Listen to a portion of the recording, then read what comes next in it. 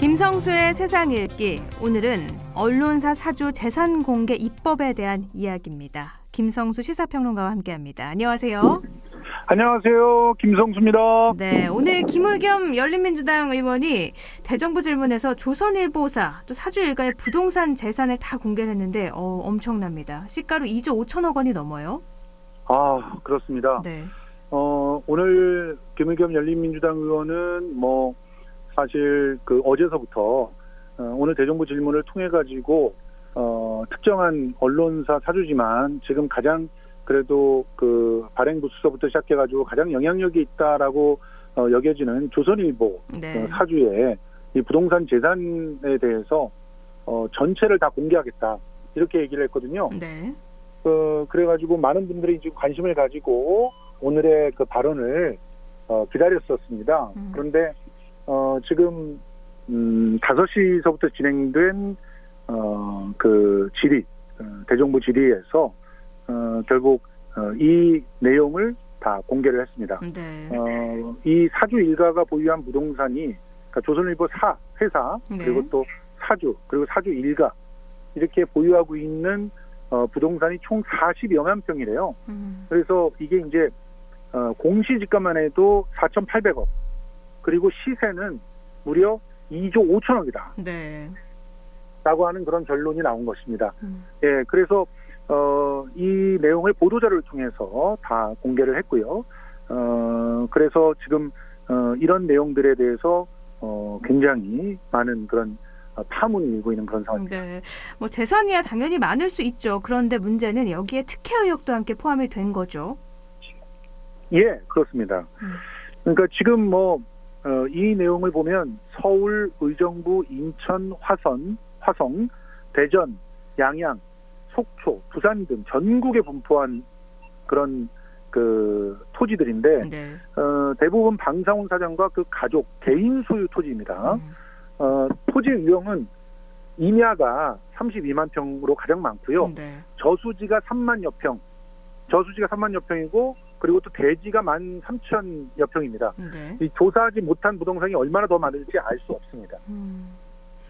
엄청나게 많은 지금 정말 서울, 의정부, 인천, 화성, 대전, 양양, 속초, 부산 정말 전국 곳곳에 모두 다 분포가 돼 있는 건데요.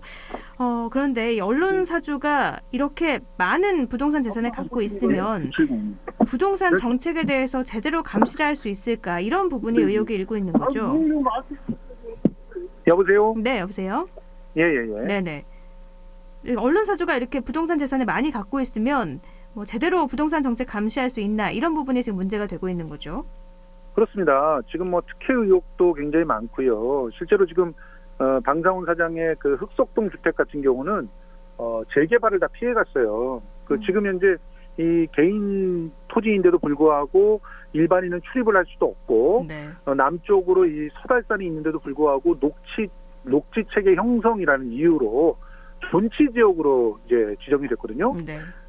사실 부동산을 아시는 분들은 다 아시겠지만 부동산은 이렇게 국가에게 헐값에 이렇게 수용되거나 하는 것보다는 사실은 특히나 이 흑석동 땅은 앞에 그냥 완전히 강이거든요. 네. 그러니까 강변뷰가 어마어마하게 좀 탁월한 그런 공간으로 알려져 있어서 이런 곳이 이제 주변부가 개발이 되면은 그 개발 이득, 그러니까 자기네 땅의 가격은 더 엄청나게 오르는 그런 상황들을 맞이하기 때문에 특혜를 보고 있다라고 하는 내용들이 이제 의심이 돼서 이전서부터 문제가 되기도 했었습니다. 그런데 어쨌든 이런 내용들이 불거지고 있는 이유가 네. 바로 언론이라고 하는 막대한 힘을 통해서 지금 특정한 지역의 부동산 개발의 정보를 먼저 취득할 수도 있고 그리고 아예 부동산 개발의 어떤 흐름을 기사를 통해서 바꿔놓을 수도 있거든요. 네.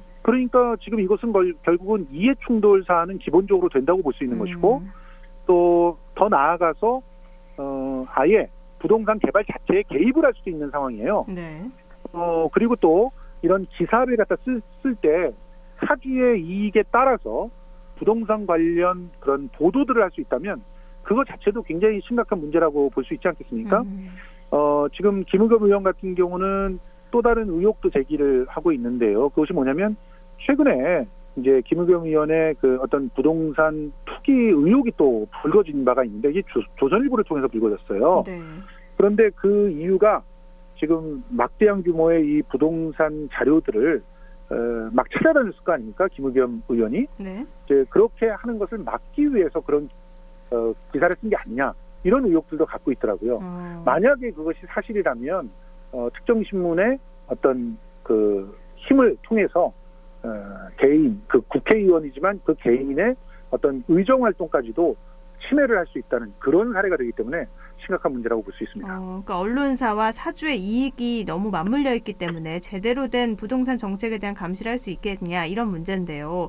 근데 네. 이 법이 1994년부터 만들려고 했다고 하던데 지금까지 만들 수 없었던 거잖아요. 그건 맞습니다. 왜 그런 거죠?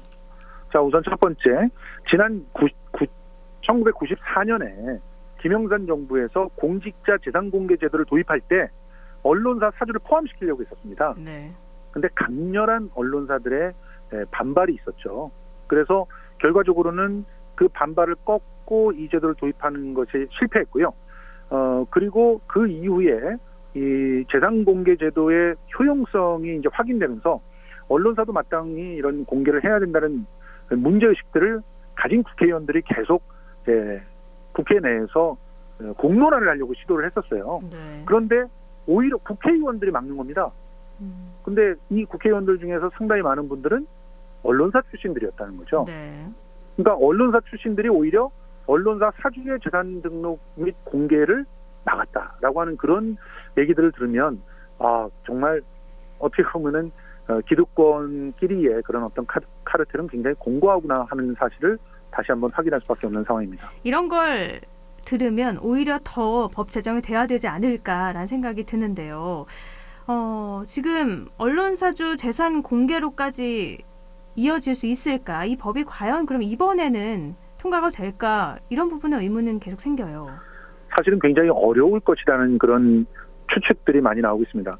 김의겸 의원은 자신이 국회의원이 된 이유가 그중에 가장 중요한 이유 중에 하나가 바로 이 법을 통과시키기 위해서다라는 얘기를 합니다. 네. 그래서 언론개혁에 있어서 가장 근본적인 어떤 그 변화를 가져올 수 있는 시스템 중에 하나가 사주의 편집권의 간섭을 막는 거 아니겠어요?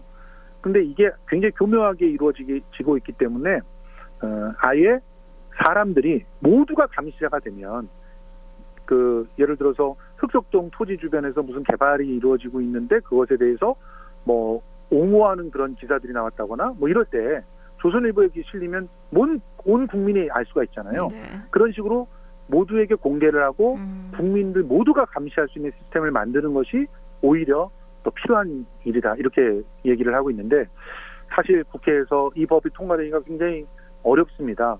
열린민주당은 일단 정말 너무 작은 정당이죠. 그러면 이제 더불어민주당과 같은 거대 여당이 함께 도와줘야 될 터인데 더불어민주당에도 언론사 출신들 국회의원이 만만치 않죠.